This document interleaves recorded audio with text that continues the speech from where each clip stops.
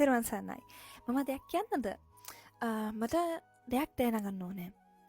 ඔයා බොන්න ඇයි? හැදුව මොකක්ද?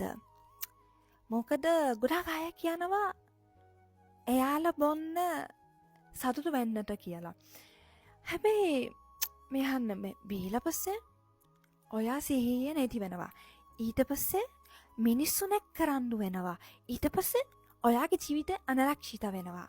ගිහි ජීවිතේ බොන්න නැතුව තමයි සතුටු වෙන්න පුළුවන්. සීගල වාද සූත්‍රයේදී බුදුරජාණන් වහන්සේ දේශනා කළා.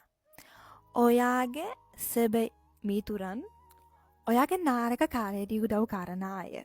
ඔයාත් එක්ක බොන්න අය ඔයාගේ සැබෑ මිතුරන් නෙවෙයි කියලා. යාළුවෝ එක්ක බොන්න නැතුව සතුටු වෙන්න පුළුවන්. මේ ලස්සන ට්‍රිප් එකකට යන්න. ඔයාගේ යාළුවෝ එක්ක පන්සලට යන්න, පින රැස් කරගන්න, රසවත් තේ බොන්න. ඒක පොඩි ඇක්ටිවිටිස් ලස්සන කුසලවත් ඇක්ටිවිටිස් කරන්න පුළුවන්.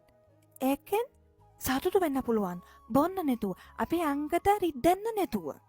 බුදුරජාණන් වහන්සේ අපිට දේශනා කළා බොන්න එපා කියලා. මේක ඇයි? උන්වහන්සේ අපිට බොන්න එපා කිව්ව ඒක අපිට දඬුවම් කරන්න නෙවෙයි. උන්වහන්සේ එහෙම කිව්වා අපිට ආරක්ෂාව කරන්න.